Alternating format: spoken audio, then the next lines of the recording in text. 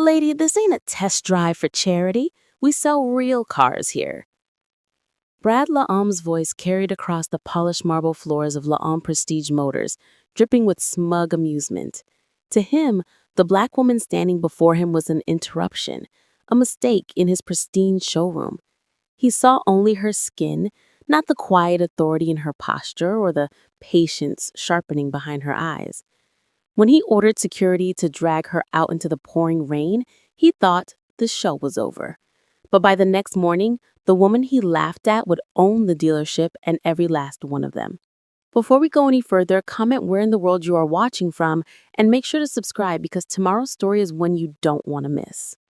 The rain drums against the pavement as Vanessa slowly gets to her feet. Her silk blouse is soaked, clinging to her shoulders. Water drips from her carefully styled hair. Through the glass doors, she sees Brad Laom laughing with Sam Price, both of them pointing and smirking at her humiliation. Her hands shake as she gathers her scattered belongings from the wet ground. Credit cards, car keys, lipstick. Each item feels heavy with indignity. The CEO identification card from Monroe Ecotech gleams under the dealership's exterior lights, a reminder of everything she's built from nothing. A young white couple hurries past her, averting their eyes. The woman whispers something to her husband. Inside, Marcus Boyd stands rigid by the door, his face a mask of professional detachment that can't quite hide his shame. Vanessa's phone chimes. It's Renee. Everything okay in there? Been a while. Her fingers hover over the screen, water droplets making it hard to type. Inside the showroom, Brad is now entertaining the couple that passed her, all charm and warmth. She watches as he guides them toward the very car she'd come to purchase, the limited edition electric Rolls-Royce in midnight blue. Call me, she texts Renee.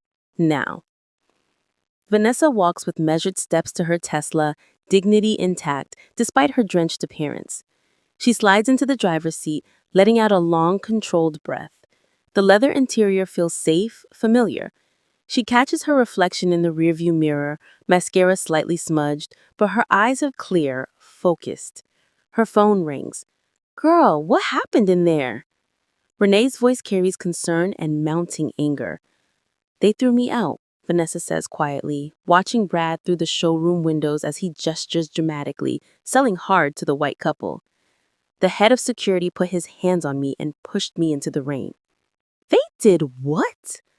Renee's voice rises sharply. Oh, hell no. I'm calling our lawyers right now. No. Vanessa's tone is steel, wrapped in silk. Not yet. First, I need you to make some calls. Remember Richard Chen, the venture capitalist, the one who's been begging you to partner on that green energy fund?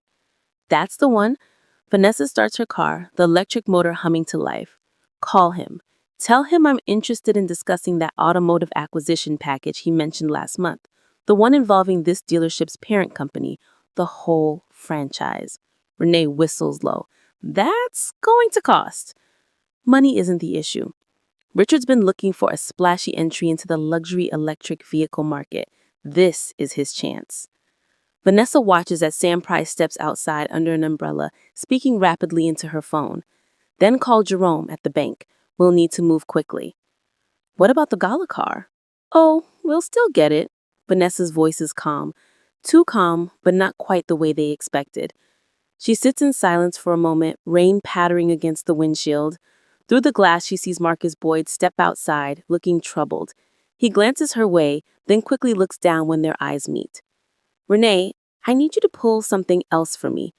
Every complaint ever filed against Laom Prestige Motors, customer reviews, Better Business Bureau reports, social media comments, especially from minority customers. I want to know if what just happened to me is a pattern. Already on it, Renee replies. Keyboard clicks audible in the background. And Vanessa, I'm sorry they did this to you after everything you've built. Don't be sorry, Vanessa interrupts, her voice steady, despite the emotion threatening to crack through. Be ready, because tomorrow we're going to teach Brad Laom what real power looks like. She ends the call and sits watching the dealership for a few more minutes. Brad is still visible through the windows, now behind his desk, probably closing the deal with the white couple. Sam Price stands nearby, both of them the picture of professional success in their expensive suits and practiced smiles. Vanessa takes out her compact mirror, carefully fixes her mascara, and adjusts her collar. The rain has started to ease, but the sky remains heavy with darker clouds moving in.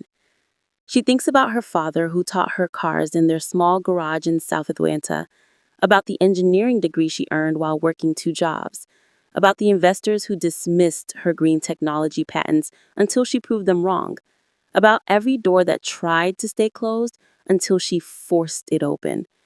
She reaches for her phone again, opens her camera, and records a short video of the dealership's exterior, making sure to capture Brad and Sam visible through the windows. Then she starts another call. Richard, Vanessa Monroe here. Sorry to calling so late, but I have a business proposition that I don't think you'll want to wait on.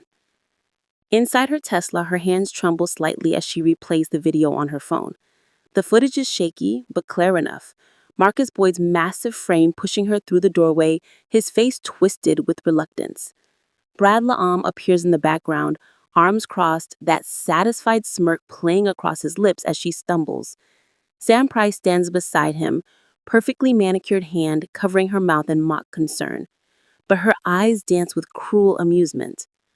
The sound of rain fills the car's quiet interior as Vanessa watches it again and again. Each viewing stokes the fire burning in her chest, but her breathing remains steady, controlled. She's learned over decades in business that rage is only useful when it's channeled, focused like a laser, rather than exploding like a bomb. Her phone buzzes again, Renee calling back. Vanessa answers on speaker, her eyes still fixed on the frozen image of Brad's sneering face. "I've got that footage you sent me," Renee says, her voice tight with anger. "Girl, we could blow this up right now. One post on Twitter and—" "No," Vanessa's tone is firm, "not yet. These people need to be exposed, the way they treated you. Let's hit them where it hurts, not where it itches," Vanessa says, finally lowering the phone to her lap. "A viral moment might shame them, but shame fades. I want something more permanent." She can hear Renee taking deep breaths on the other end, trying to contain her own fury. That's why she values her so much. Renee feels everything deeply, but knows when to channel that emotion into action. "I'm calling Calvin," Vanessa continues. "Something's been bothering me about this place. The inventory looks expensive, but did you notice the details? Scuffs on with floor mats, dust in the corners, signs of cost cutting everywhere. Now that you mention it," Renee pauses, "want me to pull their financials?" "Already on it." Vanessa ends the call and scrolls through her contacts, finding Calvin Ross's number. Her old mentor answers on the second ring, his voice warm despite the late hour.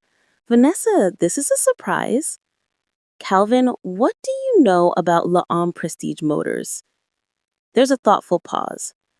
"Interesting. You should ask. They're owned by Southern Luxury Auto Group, one of those regional franchises trying to compete with the national chains. Been struggling lately from what I hear. Electric vehicles are eating into their market share and they're having trouble adapting." Vanessa's free hand tightens on the steering wheel. "How desperate are they to sell?" "Very." Calvin's voice takes on that careful tone he uses when sensing a major play in motion. "But Vanessa, what's this about? This isn't your usual market." She tells him everything, the humiliation, the casual cruelty, the hints of deeper problems she'd noticed. Calvin listens without interrupting, but she can hear his sharp intake of breath at certain moments. "Send me the video," he says finally. "I'll make some calls tonight." "But Vanessa, are you sure you want to take this on? Revenge is expensive." "This isn't about revenge, Calvin. This is about consequences." She starts her car, ready to head home. They think they can treat people this way because they've never faced real consequences. I'm going to change that. The drive home is a blur of street lights and rain. Vanessa's mind races with numbers, strategies, possibilities. By the time she parks in her garage, she's already received 3 messages from Calvin with preliminary details about Southern Luxury Auto Group's financials. Inside her office, her window shows Atlanta's glittering skyline, but she barely sees it. Her reflection appears intermittently in the dark glass, a shadow moving back and forth, steady and determined. Sleep isn't coming tonight. She knows this feeling, the same electric energy that drove her to build Monroe Ecotech from the ground up. Opening her laptop, she begins to research. Southern Luxury Auto Group stock has been declining for 6 quarters.